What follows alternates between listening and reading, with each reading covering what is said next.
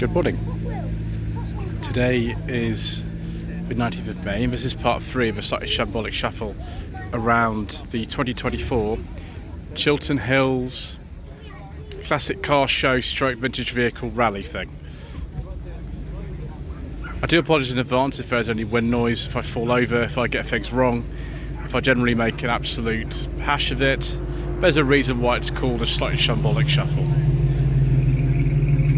So we've got a Cobra replica here. I don't exactly know what kit this is. Could be a DAX, could be an Autocraft, I'm not quite sure.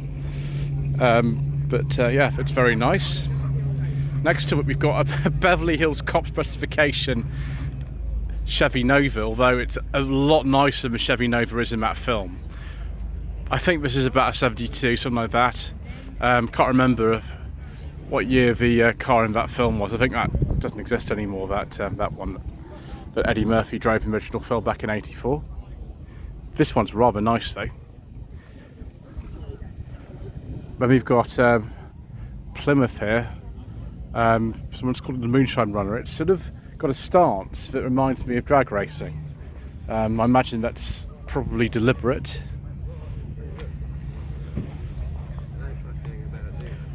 Then next to it, 1971 Chevy C20 Custom Camper Deluxe. Don't know much about those, to be honest. There you go, got rid of it all, didn't I? Come on, banger!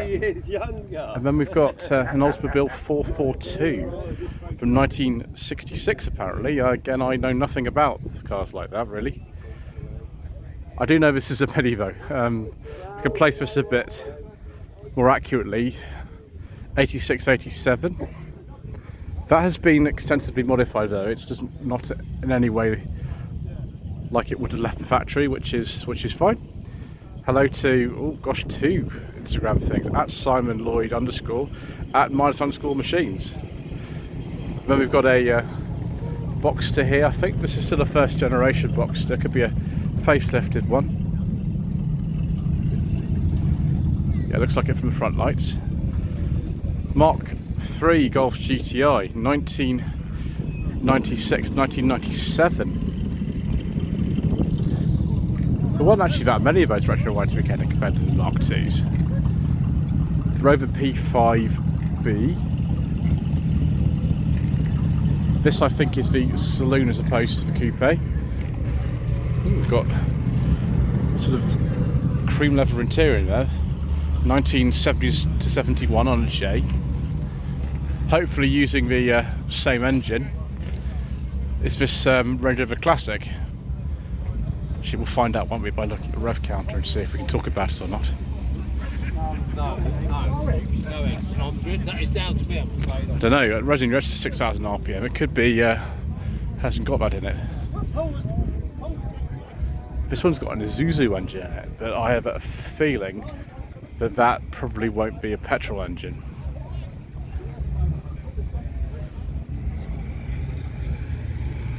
Yeah, I was right. Move on to this Saab 96. This will be with the Ford Taunus V4 in it. 1972-73 on an L. What is going on with the gear change? Is it a column shift plus a handbrake on the floor or something? It's really weird, but then again Saabs always were a little bit weird, weren't they? 1967 Triumph. I think this will be a late TR4 as far as I know. Here's a TR4A. And the Lexus LS400. Oh, it's for sale. Oh, viewers, don't tempt me. Call 07842 826 767, £1,700. Oh, viewers, we like these very much, particularly that sort of money. Obviously it's not perfect or anything. You can see that there is a little bit of damage and things on it, but yeah. First generation facelift, 1996 or 97. Another one of these old Ford things. And then another Triumph, probably another TR4A from 1967. We'll take a look. Yeah, another TR4A with independent rear suspension. As they proudly tell us there. Mark 1, whoop, camera a bit more steady there. Mark 1 Golf Cabrio. These were made until I think 1993, and this is a really late one. I think it is a 92 or 93. We've still got the old Mark 1 dashboard in this. Look at that, yes, still got the old Mark 1. I think one facelift dashboard this is. We've got a later steering wheel and other bits, and you've got electric windows this time. This wasn't the last variant of the Mark 1 produced. That was a City Golf in South Africa, made until 2009. 1964 Austin Healey 3000 Mark III. Wonder if anyone's changed the gearbox in it, if we've still got the old Moss 4-speed no increment on first. We'll have to see, I suppose. So we talked about the TR4As. This is the TR5, which came in, I think, 67. These came in, only produced for a couple of years until the TR6 came in 69. But this time we've got the 2.5 litre straight six and Lucas mechanical fuel injection. 1989 to 90 Porsche 944. I think this is just a standard one rather than a turbo. Yeah, just a standard one. I think in 1990 they sort of tried to look at them a little bit. GMC truck here, 1957. It's kind of similar in appearance to the other truck down there, the yellow Chevy. 1968 to 69 Austin A60 Cambridge. This will have the 1.6B series in it. Quite late for one of these. We finished production in 1969. So look at the information sheet and see if there's anything else we can see about it. Oh, it's a 68, okay. From 1989 till 2017, the car had only ventured 1656 miles, and it's still 29,000 mile car. Wow. 1972 to 73 Vandenplas Princess 1300. Oh yes, please viewers. I mean, the other one I saw earlier on, I did prefer that one. I can't remember if it was a manual or an automatic, but that's still very nice. It's very nice indeed. As is this BMW 6 Series. 84, 85 on a B. Let's have a look at the information sheet and see if we can get it right this time. It's M635CSI. Very nice. This particular car is a 1985, £34,000 new. Which is a lot of money. More Porsche action here. I think more 944 action as well. Yeah, 944, 1985, 86 on a C. Then a 936 Chevy. I wonder if this is a Bel Air or just a normal one. You can see it's kind of getting towards a 57 shape, but that was a little bit different from this. And then little mini here, late Mark 6, 1995, 1996. The Equinox Special Edition. So many special editions. The longest running specification for a special one was a Mayfair, which lasted I think 1982 to 1996, something like that. This is a very late Mayfair. I've driven an 89 Mayfair a few years ago. This again, like the Equinox, is 95-96 and Mark 6. BMW 8 Series here with the Alpina wheels. Very nice. 840 Ci. And then a V12 XJS. Oh, and it's got yes, a beige leather interior wood. That's 85-86 on a C. And another MGB, because we can never have too many of those, can we? 1956. 1972 Citroen DS. This has a 2-litre engine in it, which is the facelifted one. The information sheet's got a lot of information generally about the DS, but it's not got much information about that particular car, so I can't tell you too much. I can't remember whether the 2-litre ones at this time were called for 20 or 21, I forget now. Oh wow, viewers, a Mark II Seat Ibiza in full sort of rally replica specification. That's unusual, isn't it? Wow, used to see these a lot in the 90s, very typical 90s colour as well, but just don't see them at all really. Mark V Volkswagen Golf GTI, I believe this is. Again, personal plate, so I'm not entirely sure of the year. Front wings look in excellent condition, unlike some of the Mark V Golfs I've seen.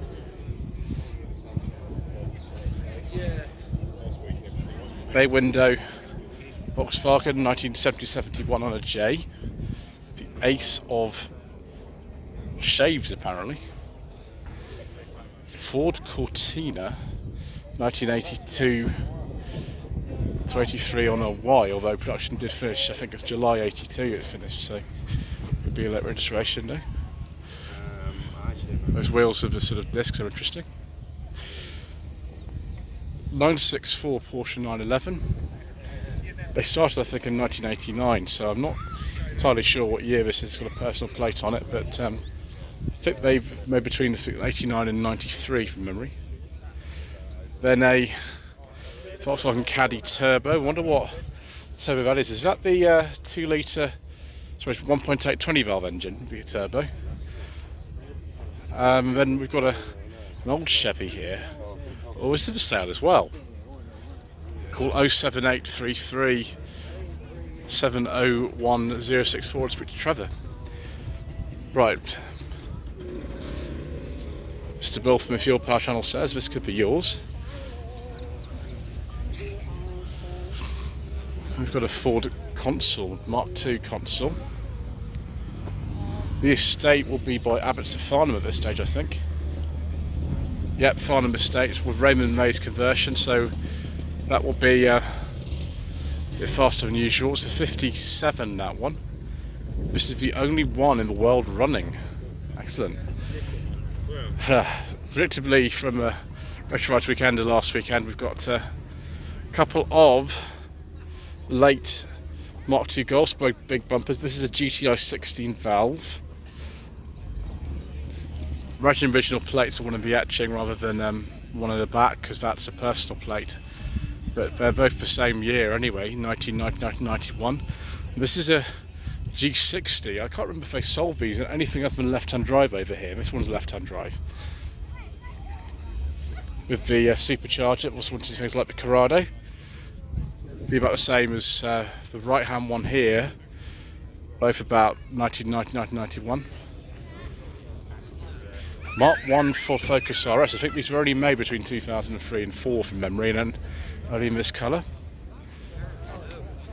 Mini 1982-83, all modified, and one 1976-1977. I think we must have seen these two at another show recently. I could be wrong though.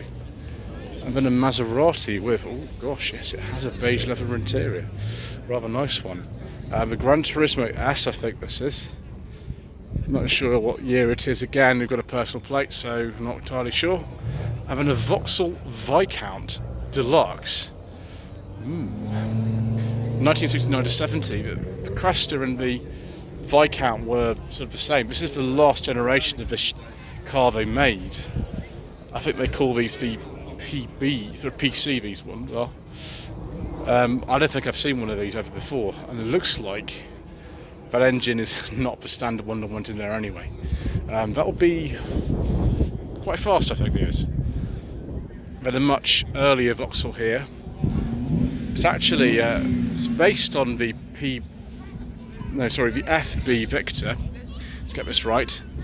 But it's a VX490, so this is the fast version of the Victor from the time, and this is a 1963 on an A. More Vauxhall action here, although this is a bit different. This is a facelifted Corsa B 1.2 GLS from 1997 and 1998. It's got the 5-speed manual in it. I think if it's a 1.2, it'll be the Family Zero engine in that actually. And then a Ford Capri, 2.8 injection. It's probably an injection special actually, looking at the seats and things like that. With the Type 9 5-speed, 1984 5286 on AC. An Oldsmobile 98. This must be from the late 1950s, I imagine. Do we have any more information? Yes, it's a 1958. Look how long this thing. It's a bit like the sort of Edsel that we saw earlier on. It's got a really, really long back end. And then a Chevy Bel Air. Four-door Bel Air, this one.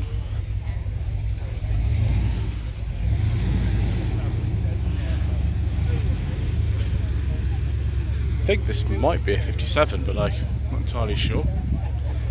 This Cadillac looks like a little bit older than that. Not exactly sure. Again, sometimes we have information sheets, sometimes we don't. So generally it's a whole shambles, just like it generally is.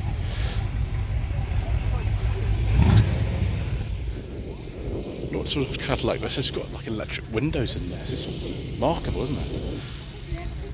All the luxury, yeah, it's an Eldorado. It's a 1954, so I was right. It's a little bit older.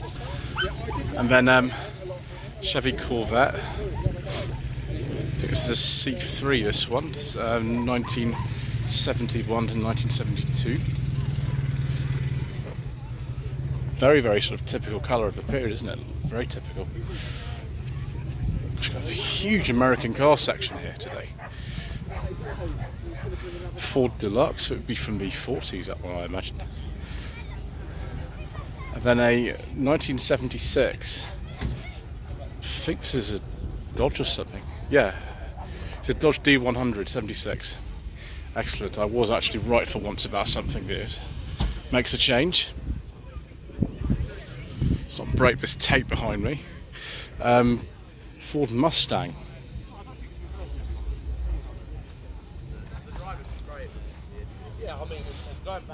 1965, that one. And then Buick 8 Roadmaster. Got a little chap in there who's looking a little bit scared despite the sunglasses. He looks a bit scared for some reason.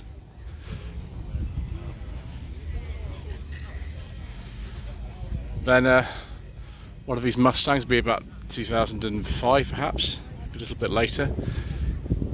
In fact, this Celine Mustang here is 2004 to 5, and he says no to the ultra emission zone. I completely agree with that sentiment there. 1964 Mustang, or 64 and a half it'll be actually. 65 plate, that's what it's showing. And another one of these Chevy pickups. This is a bit later than the one that we saw earlier, I think, 1978-79.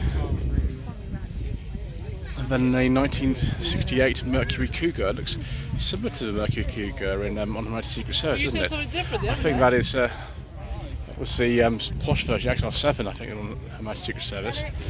Dodge Challenger, sorry, not Charger. Dodge Challenger RT, 2009 to 2010.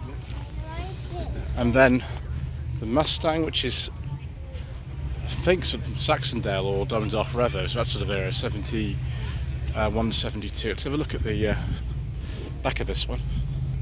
Boss 429 on that jacket. I don't know if that relates to the car particularly. Yeah, there we go. Strange colour for this Dodge, isn't it? And that sort of shade of pink. And then again, we've got the hugely long bit sticking out the back of this Buick Roadmaster. I think they call it a Continental kit or something, but it just means that it's impossible to park. Maybe you don't really care about that sort of thing, you've got a car like this. Another Dodge Challenger RT, I'm not exactly sure what year that is.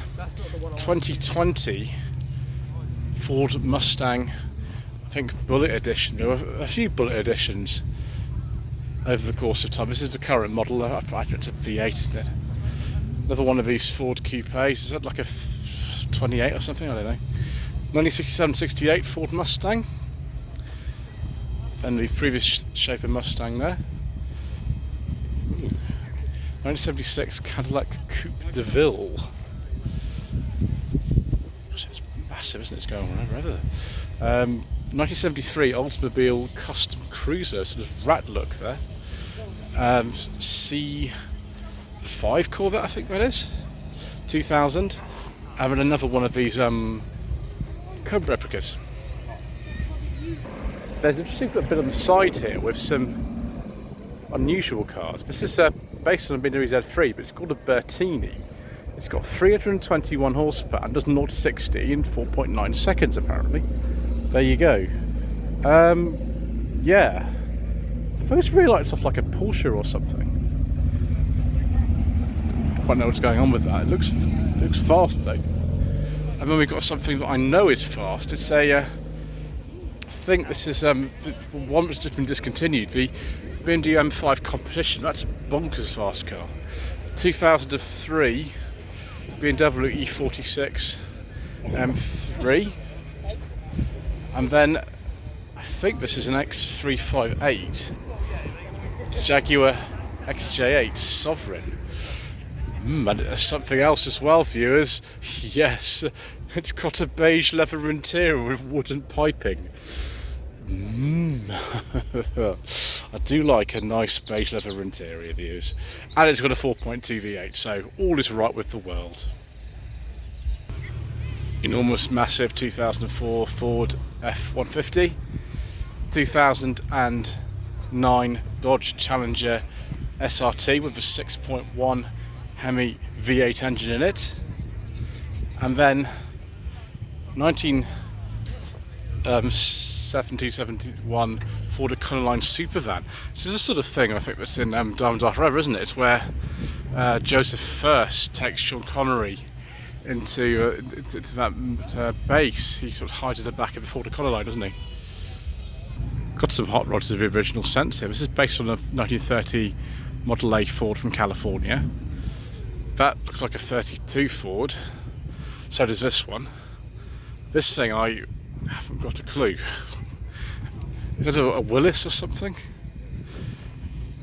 Who knows? Look at the size of its engine.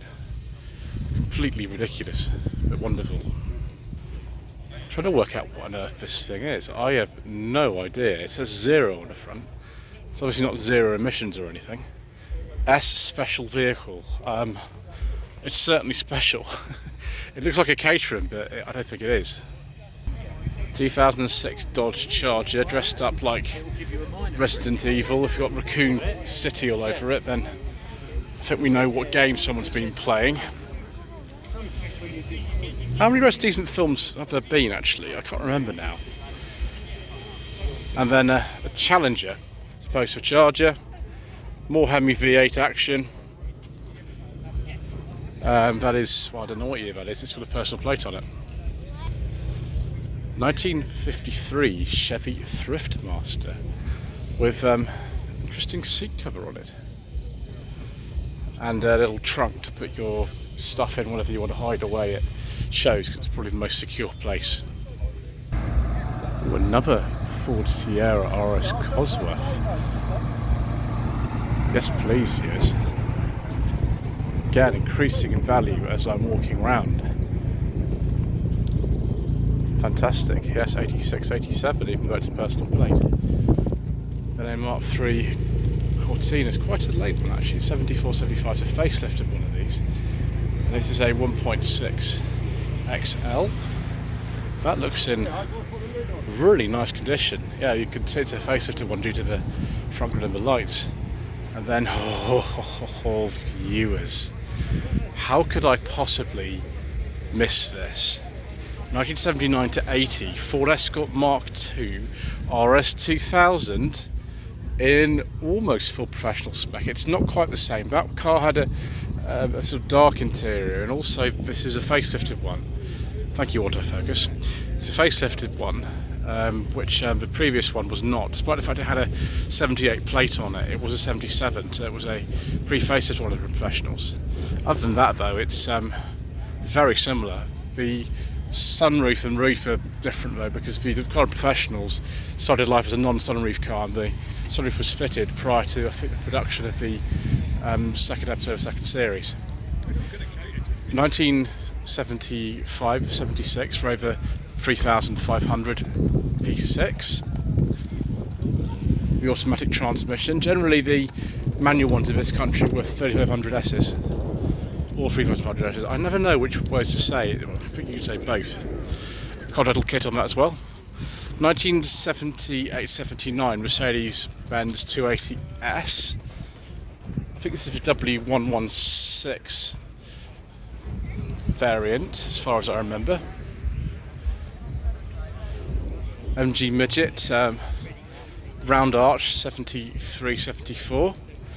Triumph TR6 with hard top, sensible, 1972.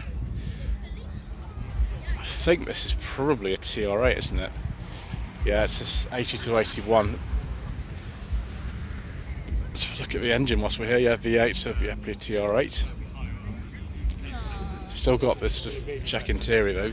Various revisions happened with the life of the TR7s and TR8s.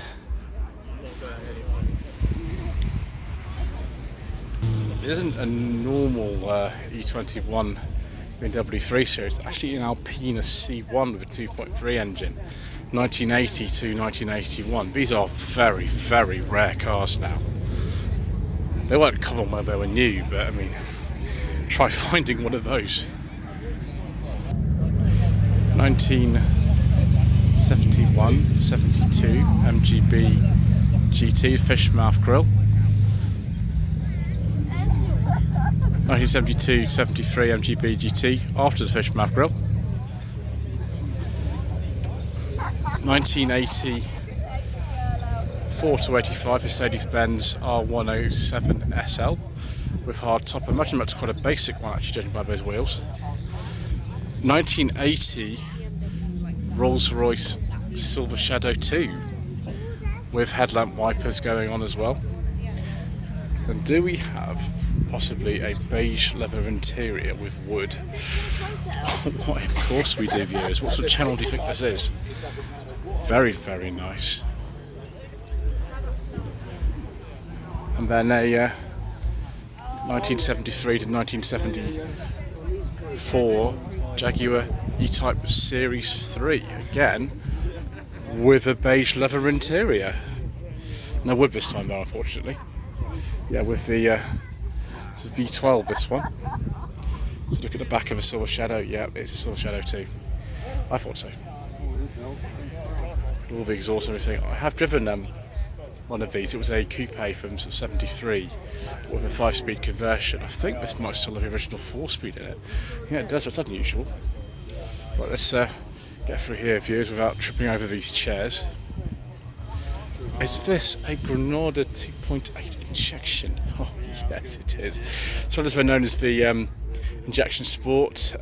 Facelift occurred late 1981. This actually isn't just a 2.8 injection sport, it's a 2.8 injection sport manual with a Type 9 gearbox, which is very nice. Very nice indeed. Mr. Coleman, the British mechanic, will appreciate that rather a lot. No, it's something quite rare, viewers. It's a 1974 to 75 Renault 4.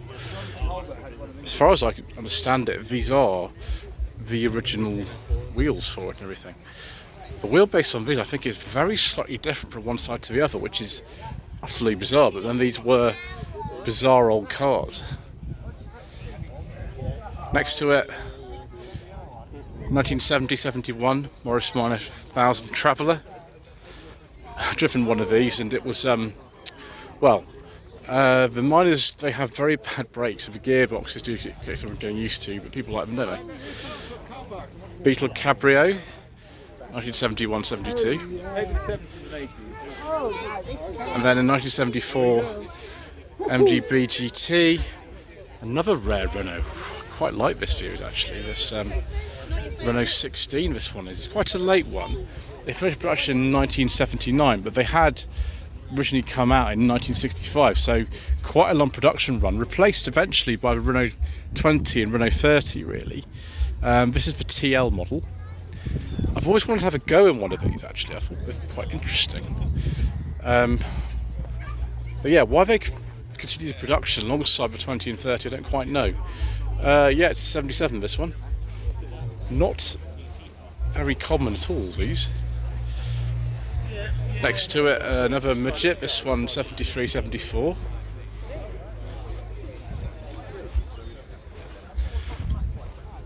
And then something else particularly rare, a Lancia Beta Monte Carlo. This is a Series 2, so it will have no brake servo in it. I gather that's the main difference between them, although there are some others. Incredibly beautiful cars with, such a big problem they took them out of production to sort the braking out for 2 years, actually. There we go, 81 to 82. And finally in this part, I think this we've seen before. I don't know why it's skipped down so far on the end. Maybe this one moved. Yes, it has. Yep, it's actually moved. It was late. It was in one of the other rows. Now it's moved. Before I make too many mistakes, viewers, we better end it there. Thank you ever so much indeed once again for watching. Please don't forget to subscribe to the channel, like this video, leave a comment below, and we shall see you again in part 4 for some more incorrect information.